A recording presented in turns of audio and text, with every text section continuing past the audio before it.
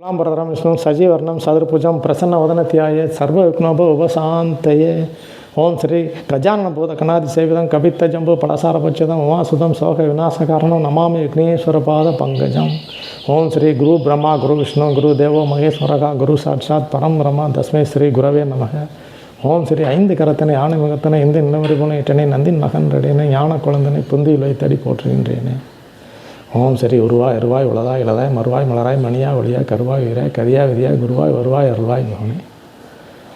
ஓம் ஸ்ரீ மாதா சிற்பி பிதா சாஸ்திரம் அருவபருவ மானுஷ்யம் யயாத் பிண்டோற்பவம் சயவ உபயோ தர்சனம் பெப்ரூ கர்மதா. ஓம் ஸ்ரீ அருட்பெருஞ்சோதி அருட்பெருஞ்சோதி தனிப்பெருங்கருணை அருட்பெருஞ்சோதி. இப்போ இறைவன் விஷயம், இப்போ இறைவன் விஷயத்தை திருவள்ளுவர் ரொம்ப எளிமையாக சொல்லிட்டார். கொல்லான் புலாலை மறுத்தானே கைகூப்பி எல்லா உயிரும் தொழும். இந்த ரெண்டு விஷயத்தை ஃபாலோ பண்ணிட்டாலே எல்லா ஜீவராசிகளும் அவளை தொழ ஆரம்பிக்கும். அப்போ தொழ கும்பிட ஆரம்பித்துட்டாலே அவனை இறைத்தன்மைக்கு தகுதியானவனாயிடுறான். அப்போ நம்மளும் பியூர்லி சைவத்தை தான் ஃபாலோ பண்ணுறோம், சைவ விஷயத்தை தான் ஃபாலோ பண்ணுறோம். அப்போ புசிப்பு மட்டும் சைவமாக இருந்த பிரயோஜனம் இல்லை. அப்போ அடுத்தடுத்த விஷயங்கள் இருக்குது, அடுத்தடுத்த நிலைகளுக்கு நம்ம போகணும். அப்போ உள்ளே இருக்கக்கூடிய அழுக்குகளை வெளியேற்றணும், மன அழுக்குகளை வெளியேற்றணும். அப்போ மன அழுக்குகள்ங்கிற சொல்லக்கூடிய விஷயம் உலகியல் விஷயம், பொறாமை, ஆசை. அதான் கௌதம புத்தர் சொன்னால் ஆசையை விடணும்னு சொல்கிறாரு, அதே தான் அது. அப்போ மாயாவிலிருந்து விடுபடணும். மாயாங்கிறதுக்கு நிறையா விளக்கம் கொடுக்கணும், அதை தனியாக ஒரு வீடியோவை போட்டுருவோம்.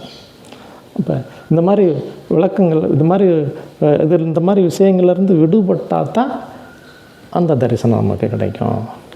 அப்போ இறைவனோட ஒன்றக்கூடிய நிலை ஏற்படும். அப்போ தான் நமக்கு குண்டலினி யோகம் சித்தி ஆகும். அப்போ மூல நாடி முகட்டரை உச்சியில் 4 வாசல் நடுவே சிவாலயம், மேலை வாசல் வெளியுற கண்டவின் காலன் வாசல் கனாவிலும் இல்லையே அப்படிங்கிறாரு திருமூலர் ஐயா. அப்போ குண்டலினி யோகத்தை செஞ்சுட்டு வர வர வர நடுவாசல் திறப்புலேயே நமக்கு சில அற்புதங்கள், அஷ்டமா சக்திகள் கிடைக்க ஆரம்பிக்கும். அதிலே நம்ம நின்றக்கூடாது, அடுத்தடுத்த படிகளுக்கு நம்ம போகணும். அதான் மேலே வாசல் வெளியுற கண்டவன். அப்போ 4வது வாசல்லையே சில நிகழ்வுகள் நமக்கு தெரியும், அதை பார்த்து நம்ம மயங்கிடக்கூடாது. மாயாவின் பிடிப்புக்கு நம்ம போயிடக்கூடாது, மாயாவிலிருந்து விடுபடணும். அடுத்தடுத்து 5ஆம் நிலை, 6ஆம் நிலை, 7ஆம் நிலை அப்படி போகணும். அதான் வெட்ட வெளிதன்னை மெய்யென்று இருப்போருக்கு பட்டயம் எதுக்கடி குதம்பை சித்தர் சொல்கிறார். அந்த வெட்ட வெளியில் என்ன இருக்குது அதை நம்ம தேடணும். அப்போ மாங்காய் பால் உண்டு மலைமேல் இருப்போருக்கு தேங்காய் பால் எதுக்கடி குதம்பாய் தேங்காய் பால் எதுக்கடின்னு குதம்பை சித்தர் சொல்கிறாரு. அப்போ இந்த வெட்ட வெளி, இந்த பிரம்மாண்டம், இந்த பிரபஞ்சத்தினுடைய பிரபஞ்சத்தின் பிரம்மாண்டம் என்ன, அது எங்கேருந்து கிடைக்குது, அங்கே என்ன இருக்குது, அந்த ஒளிப்பிளம்பு என்ன சொல்லுது. அப்போ மோசைமினிக்கு சொல்லப்பட்ட விஷயங்களில் 10 கட்டளைகளை அவர் கேட்டு கொண்டு வரும்போது கீழே இருக்கவங்கலாம் வந்து கொடுக்கும்போது கேட்குறாங்க, நீ பார்த்தையா, சொல்லப்பட்டவரை நீ பார்த்தையா அப்படித்தான் கேட்குறாங்க. நான் பார்க்கல, அசரீரி கேட்டுச்சு, ஒரு மிகப்பெரிய ஒளிப்பிளம்பு இருந்துச்சு, அவ்வளோதான் அப்படிங்கிற. அதுபோல் அந்த ஒளி தான் நம்ம இந்த வடலூர் இதில் சத்தியஞான சபையில் ஜோதி தரிசனம் காட்டுறாங்கல்ல, அதான் 7 நிலையை கடந்தாச்சுன்னா அதான் எல்லாமே ஒன்று ஒரு கலரை குறித்து அப்படியே குறிப்பிட்டு போய்கிட்டே இருக்கும். அந்த நிலை 7ஆம் நிலை வந்துருச்சுன்னா நமக்கு அந்த ஈஸ்வர தரிசனம் கிடைக்கும். அதான் கலரியல், அதுவும் ஒரு ஜோதிடத்தில் அதுவும் ஒரு பிரிவு தான். இந்த நிறங்களெல்லாம் கடந்து போகிறது. அப்போ ஜெம்மாலஜி, இந்த நிறமுள்ள கல்லை நம்ம போட்டோம்னா நமக்கு பாசிட்டிவ் இழுத்து கொடுக்கும். அப்போ அந்த ஜோதிடத்தில் அந்த கல்லுக்குரிய கிரகம் எந்த நிலையில் இருக்குது, உடனே எடுத்தோன்னே எல்லாம் வைரம் வாங்கிறாங்க, அப்படி வாங்கக்கூடாது. அவங்களுக்கு என்ன ஜோதிடத்தில் வைரத்துக்குரிய கிரகம் எந்த நிலையில் இருக்குது, அது பாசிட்டிவாக நெகட்டிவாக, அது எந்த சாரத்தில் இருக்குது, அது யாருடைய சேர்க்கையில் இருக்குது, யாருடைய பார்வையில் இருக்குது, அது வாங்கினா நமக்கு பாசிட்டிவாக நெகட்டிவாக அப்படிலாம் பார்த்து தான் கற்களை தேர்ந்தெடுக்கணும்.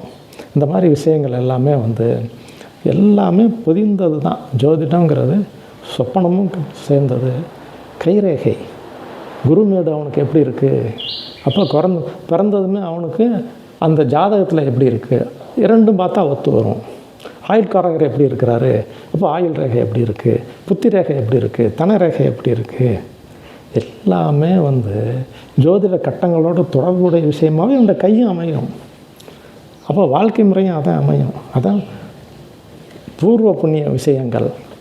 கட்டத்தை எடுத்தோடனே பார்க்கணும், 5ஆம் இடம் எப்படி இருக்குது, பூர்வ புண்ணிய ஸ்தானம் எப்படி இருக்குது, அவன் வரும்போது என்னத்துக்காக இங்கே வந்திருக்கிறான், போன ஜென்ம நிலை என்ன, அடுத்து வரும் ஜென்ம நிலை என்ன, எல்லாத்தையுமே அதில் உணரலாம்.